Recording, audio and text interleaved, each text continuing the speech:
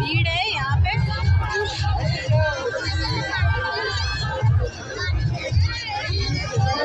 जय छठ मैया की।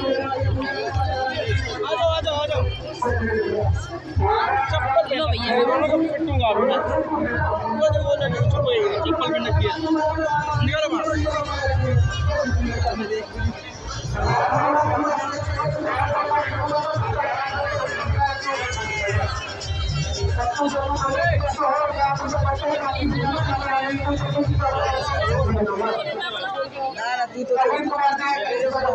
बहुत फ्रेंड भीड़ है यहाँ पे, घूमने का भी डर है।